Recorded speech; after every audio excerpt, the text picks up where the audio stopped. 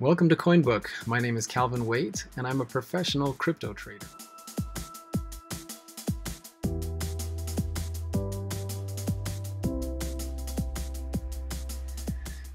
Wow, what a nice day for Bitcoin.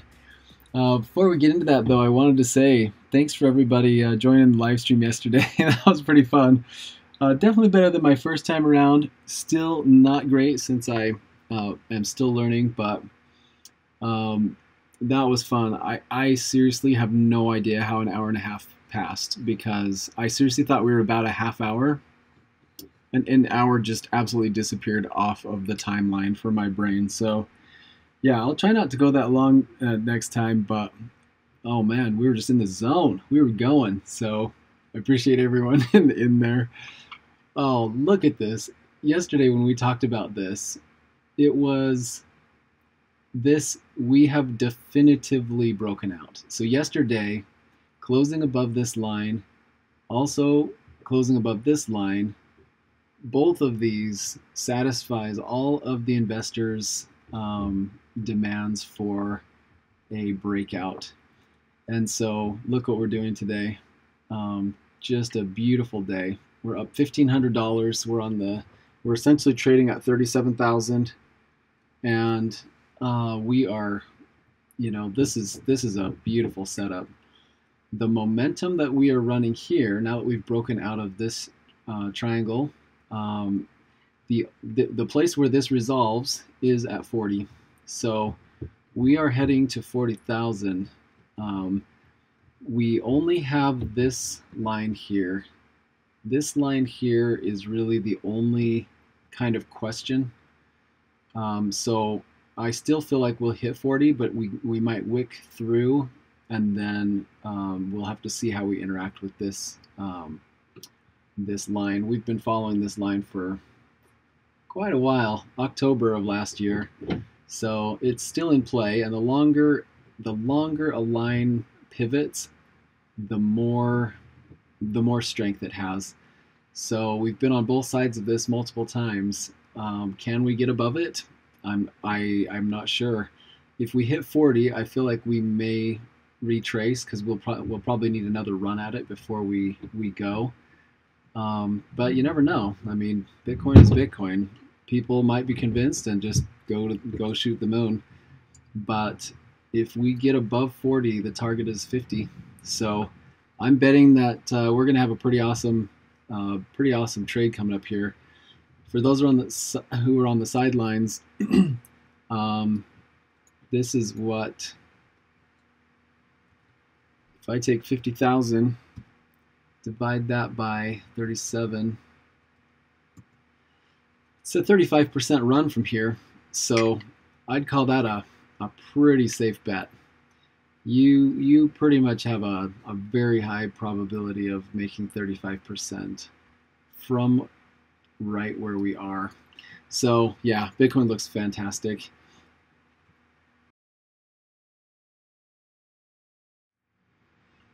The altcoin market is still trading in our range, so we've been watching this. We're hugging the upper side of our breakout zone, and so alts are still showing strength even though Bitcoin's running, which is very impressive.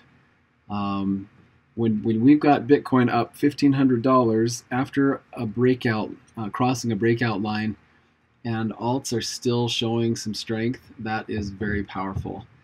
The only question I have is in the others dominance chart. So of course everything has to take a rest, especially when we've moved one direction for a good solid, it started January 8th. So we are coming up on a month of just pure microcap dominance increases. So this is out of line. This is today's trading is obviously outside of the norm. So microcaps are not, they're not falling, but you can tell that our trend is starting to change. So now we just need to find out if we're going to find support. Will we find the support on the 50-week? That's a big line. Or the 200-week. Either of these are pretty big lines.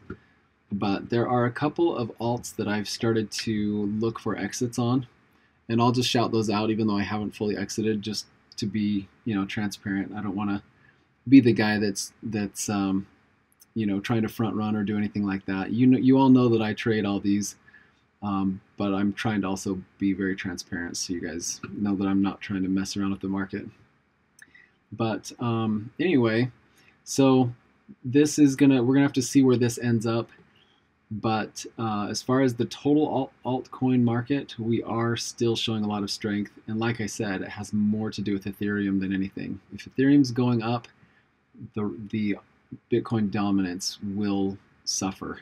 So it doesn't necessarily mean that the others will go with them or with Ethereum, but I think that it will. I think that the Bitcoin dominance change will still give this strength. So even if we have to rest for a few days, I'm betting the microcaps will still benefit from an Ethereum breakout. I'm new to trading. This should be so much fun. Now I need a new kidney. So since I started recording like less than 10 minutes ago, Bitcoin's up $250. So we're on a major tear. That does wear down on the microcaps and things. They're still not down very far, but look at Ethereum. This is amazing. So we've kind of had some runs and then some consolidation, run, and now when we got rejected off of the 200 week, I thought maybe we would retest it quickly since we had such a short consolidation leading up to it. But this is way more healthy. This is way more healthy. And yesterday, where we wicked up to the 200 and retreated, but we still, the candle was still very strong. Today, we are absolutely hugging it. I'll give you one guess as to what is going to happen tomorrow. Oh man, this is looking really good. So I know Ethereum is doing all-time highs on the USD side, but if it's gaining against Bitcoin and Bitcoin's going up, Ethereum is getting very, very strong. So our all-time high, if I go to the weekly, our all-time high against Bitcoin was high, 0.156 Bitcoin. Can you imagine? That is so high. That is a triple from here. I don't know if I'd believe that it could go all the way up to there. I mean, it would have to be a run. But we have broken above December 2018. And not only broken above, but we have found it as support. This is really, really strong. So the question is, where is the next point? There is some trade action here. This is probably our next most important level, 0.053. But then above that, oh man, I mean, there's nowhere to go but 0.08, which is just, I mean, that's double from where we are here. So anyway, this might be my long-term target, the 0.08.